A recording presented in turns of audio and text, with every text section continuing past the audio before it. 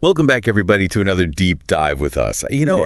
Today we're looking at something that I think affects all of us, really no matter what we're learning, and that is time. Time, and yes. specifically how to make the most of it when you're busy, learning English. Right, and we are diving into a really fun episode from the Earworm English podcast, and it's called Don't Waste Your Time, You're Not Young Forever. Ooh, I like that. Yeah, and it's all about understanding time and how to use it well, especially, for language learners. I love that. Yeah. And I love how they kick things off in that episode with this feeling we all know, like that feeling that time just flies by. It does. It seems like just yesterday it was New Year's Eve. It really does. Where did the year go? I know, I was just thinking that. Seriously. Yeah, they make a great point in this episode. They compare time to like a one-way street. Oh. You can't rewind it, so we got to make each day count. You can't go back. You can't go back. No, it's like when you're learning a new word in English, every time you use it, you're building like a stronger connection in your brain. And that's kind of how time works too. It's like practice makes perfect. Exactly. Yeah. And speaking of making each day count, the podcast highlights some common traps we fall into. Things that steal our time without us even realizing it. Sneaky little time stealers. Sneaky little, yeah. They talk about how easy it is to get stuck in a routine where days just blur together, like that feeling of wake up, study, eat, sleep, repeat. Ugh, I hate that feeling. And while routine can be helpful, it's important to make sure it's not making you feel like time is slipping away. Yeah, definitely. I think we've all been there. The podcast also points out another time thief, our phones. Oh, yeah. It is so easy to get sucked into scrolling through social media or watching videos when we have a few minutes to spare. A few minutes turns into like an hour. It really does. Yeah. An hour later, you're like, wait a minute. And all those minutes add up. Like, just imagine if we use those little pockets of time for some quick vocabulary review or listen to an English podcast instead. That's so true. It's about making those small moments work for us. I also love the point they made about how summer vacations used to feel endless when we were kids. Right. But now time seems to just zoom by. It's so weird. So weird. It's funny how that works, isn't it? I think it's because when we're younger, everything is new and exciting, so we're more present in each moment. But as we get older, it's easy to get caught up in our routines and worries, and we forget to savor that present moment. We do. It's true. And this brings us to another important point they make. The power of purpose. Having a clear why for what you're doing. Especially when it comes to learning English. Having that reason, that motivation. Absolutely. Yeah. The podcast uses the example of setting goals for both language learning and relationships. Okay. Having a clear goal helps you say no to distractions and yes to the things that truly matter. Yes. It's like having a destination in mind when you're on a journey. If you know where you're going, you're more likely to stay on track and make the most of the trip. I like that. And when it comes to learning English, knowing your why is so powerful. It is powerful. Why are you learning English? Yeah. What do you want to be able to do with it? Keeping those goals in mind can boost your motivation when things get challenging. So important. It's easy to get discouraged when you hit a roadblock. Yeah, it is. But remembering your why can help you push through. Stay committed. Totally. But let's be real. Distractions are everywhere, especially with our phones always within reach. Right.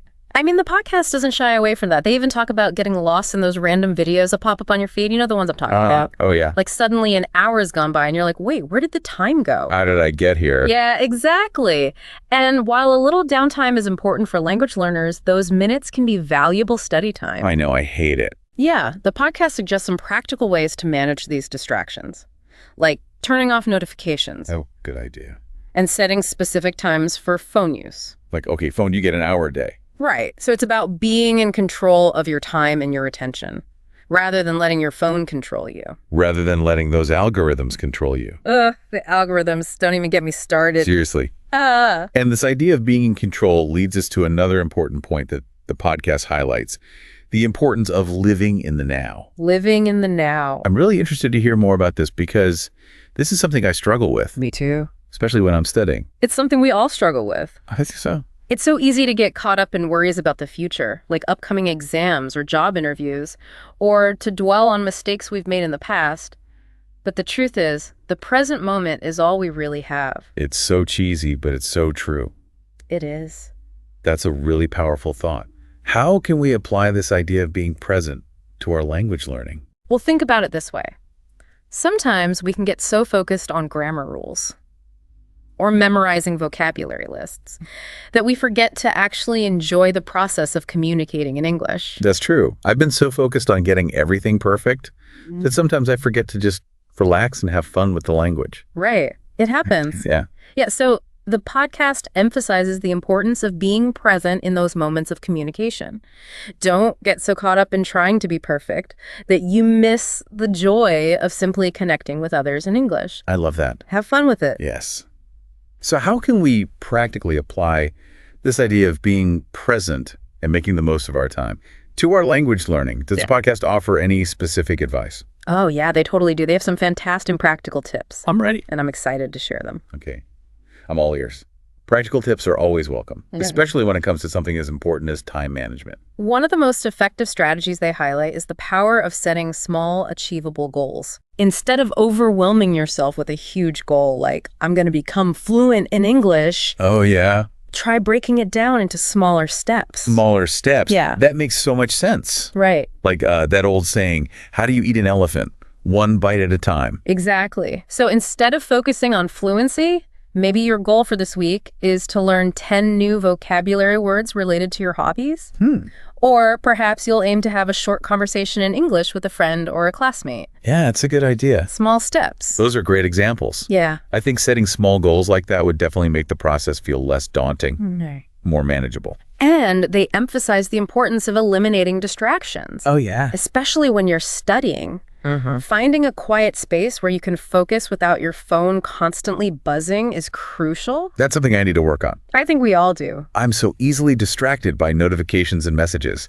Do they have any tips for creating a distraction-free study environment? Yes. They suggest simple things like turning off your phone's notifications or putting it in another room while you study. Out of sight, out of mind. Yeah. Or you can use apps or browser extensions that block distracting websites. Ooh. So many things you can do. Those are great ideas. I've tried some of those before, and it's amazing how much more I can get done when I'm not constantly being interrupted. It's true. You really get in the zone. And another key point they make is about cherishing relationships Oh. and incorporating them into your language learning journey. Okay. Learning English doesn't have to be a solitary pursuit. You Right. can do it with other people. I love that idea. It's so much more fun and motivating to learn with others. What are some ways we can do that? Well, they suggest finding opportunities to practice speaking English with friends or family members who are also learning. Oh, fun. You can also watch movies or TV shows together and then discuss them in English. That's a good one. Yeah. I've done that before with friends, and it's a great way to pick up new vocabulary and phrases in a natural way. It is natural. You're not even realizing that you're learning. It's like you're just hanging out with your friends. It's like having a built-in conversation partner. Exactly. And they remind us to stay curious and keep learning even outside of our structured study time. Yeah. Exploring English language music, Oh, yeah. books, or podcasts Podcasts, of course. is a great way to immerse yourself in the language and keep things interesting. I love that. That's a great point. I love listening to English music and podcasts.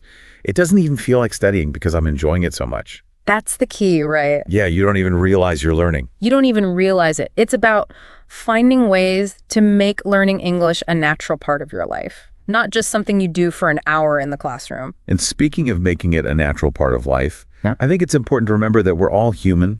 We need balance in our lives.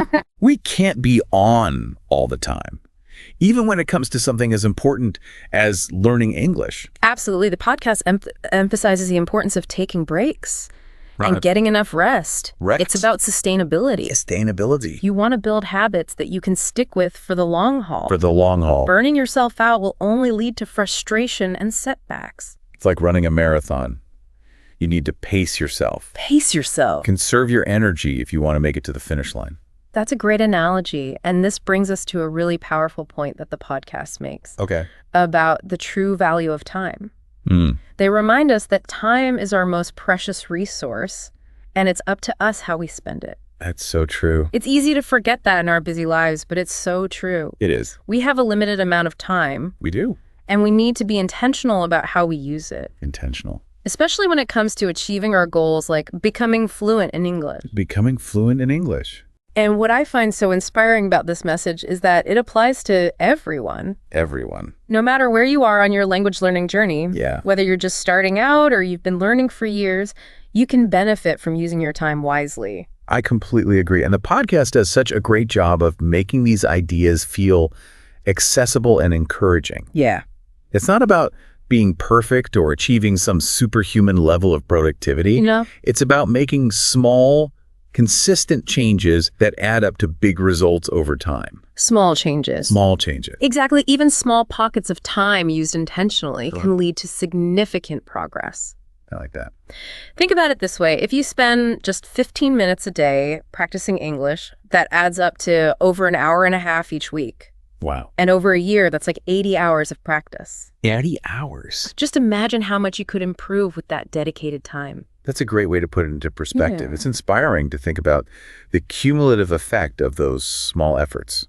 And this podcast episode does a fantastic job of giving us the tools and the inspiration to do just that. It really does. It's packed with actionable advice and relatable examples that make the whole idea of time management feel much less intimidating. Yeah. And it reminds us that time management isn't just about being more productive or checking things off a to-do list. Right. It's about creating a life that feels meaningful and fulfilling. I love that perspective. Yeah. It's about aligning our actions with our values and making sure that we're spending our time on things that truly matter to us. Right. And for many of us, learning English is a big part of that. Huge. It opens up so many doors and allows us to connect with people from all over the world. It's a gift you give yourself. It is a gift. This ability to communicate and connect with others in a new language. Absolutely. And the podcast ends with a really thought-provoking question Oh, yeah. that I think is a perfect way to wrap up our deep dive today. Okay, I like it. They ask, If you could go back to your younger self and give just one piece of time management